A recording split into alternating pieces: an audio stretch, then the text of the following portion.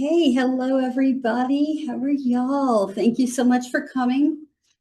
My name is Julie Schiavo, and I am going to be talking about measurements of health literacy.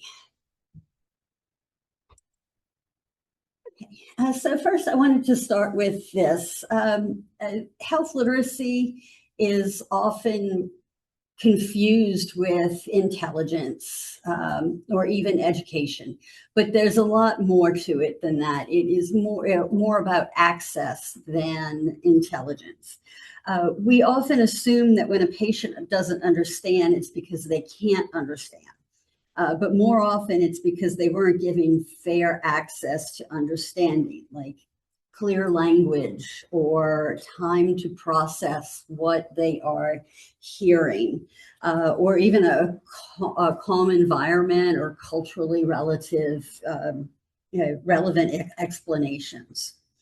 Another thing is freedom to ask questions without fear. That's a big thing that people need to have in order to understand the information they are being processed.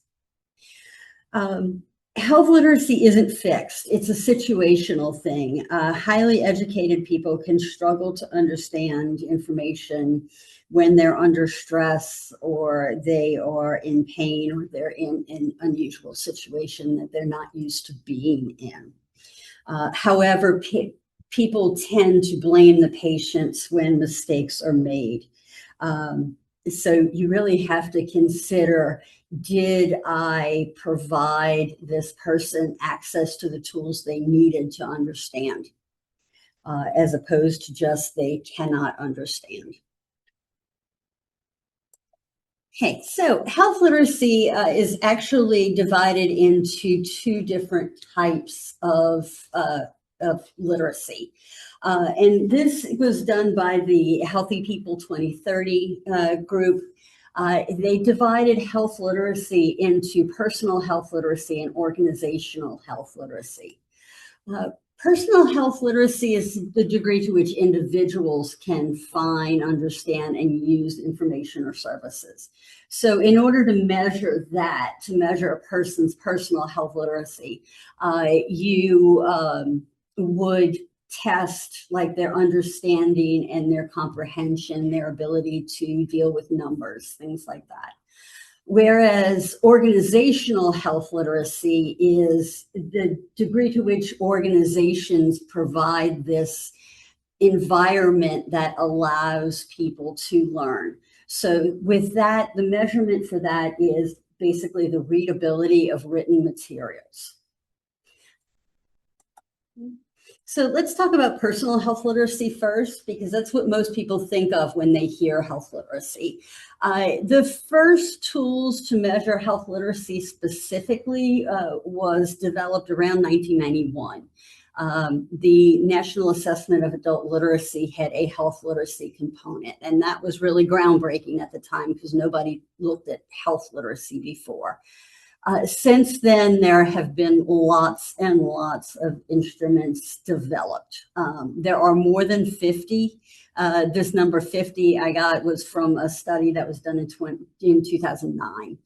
So you know that there are more.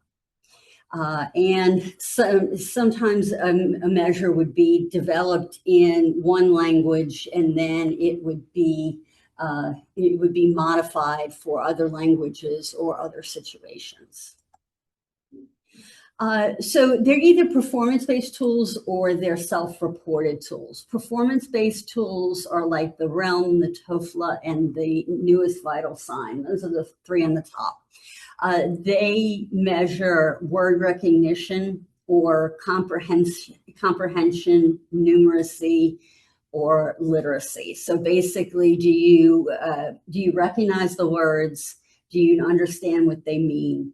Can you do simple numeral tasks? And can you understand when you combine letters and numbers? So those are performance-based tools that you require the patients to actually perform a task. whereas self-reported tools are more subjective and they rely on the patient's perception of their abilities. Two of them that are really popular, and they're very closely related, I'll show y'all in a second, is the brief, which is information seeking and document literacy, and the single, it stands for single item literacy screening. And the performance-based tools are good to judge whether or not somebody has high literacy, adequate literacy, low, or below basic. It will give you a realm of scores. Whereas the self-reported tools are better for determining who is struggling with literacy. It's not going to tell you if somebody has extremely proficient skills, but it will give you an idea that if someone is definitely struggling. Okay. So realm, I noticed once I put this slide together that I was talking about realm, which is, it stands for, and I lost it. It's an assessment for literacy in medicine. But my example here is the RELD, because I work at the dental school, and so I work with dentistry people. This is the same test that was modified to deal with dental-related terms as opposed to medical-related terms. So the goal for this is you would hand the patient this laminated card, and it's got this 99 words on it. It also is available in 30 words. So the ones that have asterisks by them are in the 30 words. And then you would ask them to read them, read column 1 from 1 to 25 all the way down. And when they start consistently mispronouncing words, that's where the test would stop. And that's where you would determine where they are, where their literacy skills are. Do any of y'all have any ideas of where this could be a problem?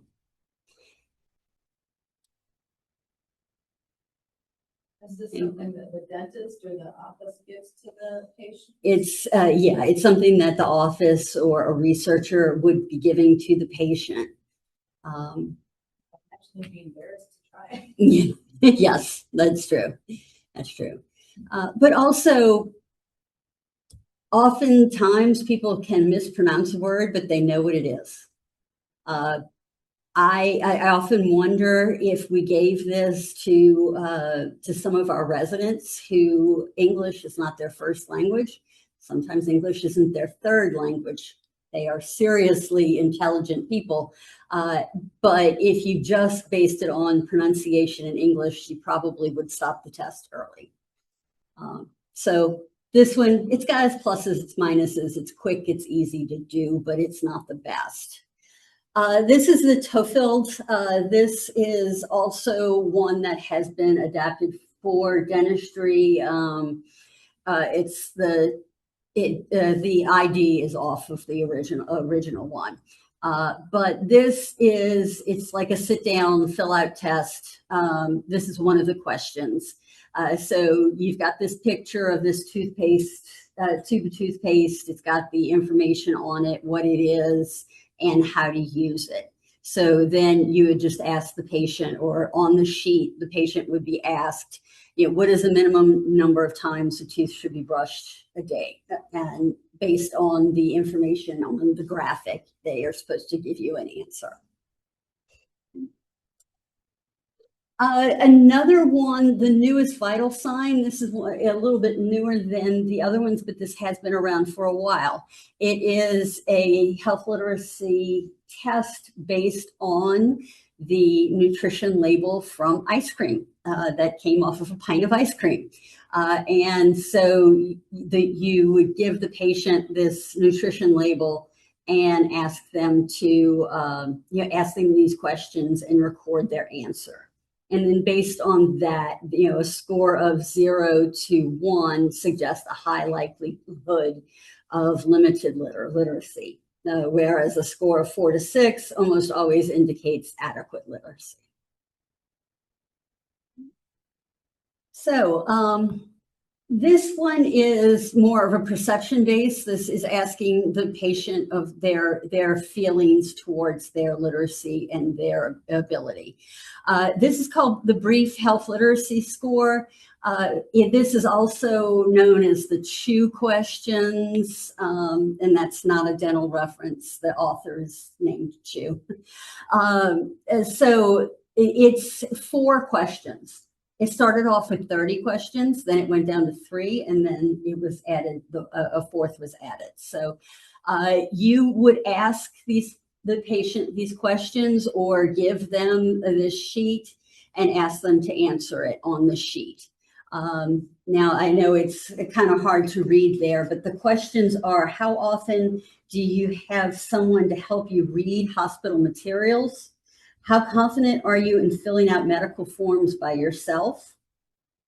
How often do you have problems learning about your medical condition because the difficulty in understanding written information? And how often have you had problem understanding what is told to you by a medical, about your medical condition? And the choices are always, often, sometimes, occasionally, or never. And then based on that, how they answer, you would calculate their score as to whether it's limited, marginal, or adequate. The single item screening comes from this tool. It is actually question number, let's see, how confident. It's question number 4 on this. It's how confident are you in filling out medical forms by yourself? They tested it, and statistically they determined that that question was the best measure. You know, if a patient said not at all to that, then you can be pretty sure that they have limited abilities in health literacy. So what do y'all think? Do you think it's a good idea to administer these tests in clinical situations? I mean, there are positives and negatives. Does anybody in Zoom land want to chime in?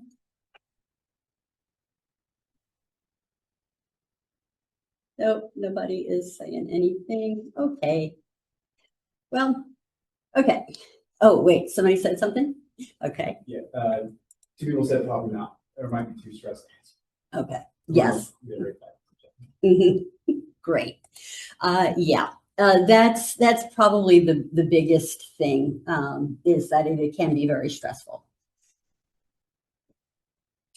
However, if you do some sort of formal literacy screening, you could tailor your education process to the patient's needs. You would know exactly what they would need. But I know if I were sitting there in a doctor's office and then somebody said, I want to give you a reading test, I would be incredibly stressed and very frustrated, probably. So current evidence says it's probably not a great idea to do a formal literacy test, but you can always ask somebody that one question: how confident are you in filling out these forms? Also, the universal precautions, which is done, I believe it's the American Medical Association, asks all providers to assume that go into each clinical encounter with the assumption that the patient might have trouble understanding the information, and approach them that way to make sure that you're doing a good job of explaining things. There are some more informal ways to get an idea of if your patient is understanding what they're reading or understanding what you are trying to teach them. People that have low health literacy tend to miss a lot of appointments or don't follow up through their appointments. They tend to return very incomplete or inaccurate registration forms. Sometimes they won't want to read They will say, I forgot my glasses, or I'll read this when I get home, or I'm too tired to read. Can you read this to me? Those are really big signs that they are not comfortable in what they learn from reading. Sometimes people will be very hostile if you ask them to read something. I went to a doctor's appointment once, and this guy asked the girl at the front desk to read the questions for him so he could fill out the medical history, and she wouldn't do it. She said, "You have to do it." Well, he slammed the clipboard down, and he said, "I can't read," and then he left. So he had gone to that doctor's office for a reason, but because he couldn't read, he left, and he never got treated. So who knows what happened after that. People with low health literacy tend to ask fewer questions. Often they are afraid they're going to appear as, unintelligent. They also tend to make medication errors. If they don't understand it in the first place, they try to figure it out. So another thing is if someone looks at pills rather than reading the label on a pill bottle, which can be a real problem if the pharmacy, uses two different manufacturers for the same medication. They can look different, and that can mess everything up. Also, look at someone's eyes. If someone is reading something, you can usually tell by looking at their eyes whether or not they are reading it. If their eyes just kind of wander all over the page, they're not really reading it. And also, if they use their finger to help them read, to help them keep on line. Another thing you can do is ask the patient questions.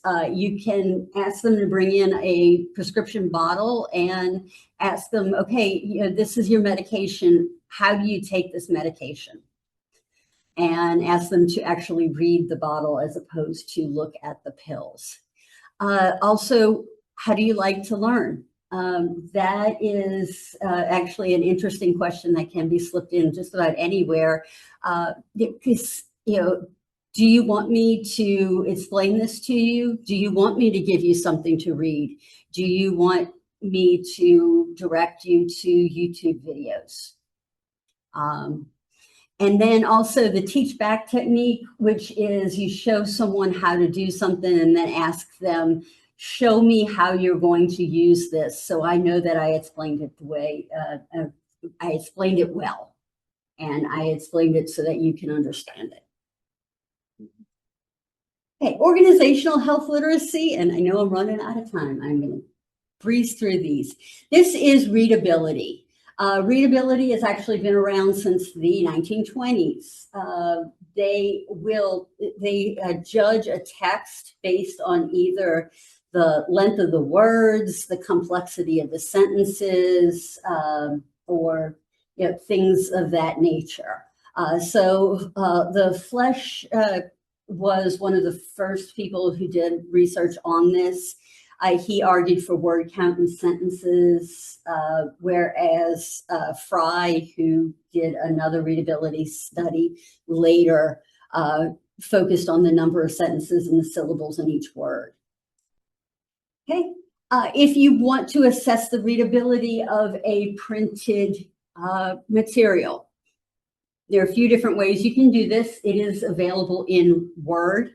If you open up the document in Word and click on Editor in the top right corner, Editor, it will come up with this this group here, and you can tell it to give you the readability statistics. That is this box in the middle here. This is the readability statistics. It will give you the Flesch-Kincaid grade level, which is what a lot of people use. And if you notice this document right here, this is the first page of the document. It is in, the grade level is for 7th grade. Also, there's a website called readabilityformulas.com. There are lots of readability checkers in there. There are about 18 of the most popular, and it'll give you more information on each of them and allow you to upload documents. If you want to use AI, you can use AI also. This is Copilot, and I asked it, do you have readability checker? It said it can absolutely check readability. I can give you one using any of these different tools. You can also upload a document and say, rewrite this at an 8th grade level, and it will do that. Just make sure it doesn't lose anything like the actual text and meaning. Keep in mind that hand scoring things tends to produce a higher grade level than using like Microsoft Word. It's just the way it tends to work. Also there are far more things involved with readability, such as print style, type style, the color contrast. If you give somebody something that is, it's like black with red writing, they're going to have a really hard time reading it compared to black and white.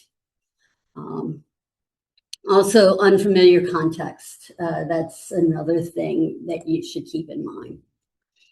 I wanted to show y'all a few tools that can help you check literacy, levels and reading levels.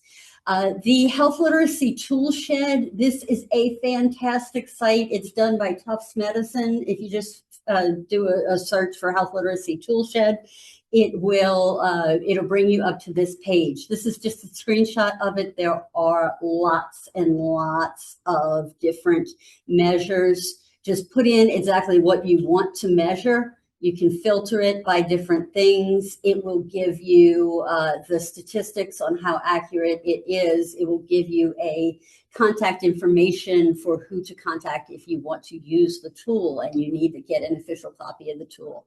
It's a fantastic site. Go play on it. There's just so much information on there. The information about informal measures of health literacy I got from this page, the Center of Healthcare Strategies, and it talks about different informal tools in their fact sheets. It's also a good site to look at.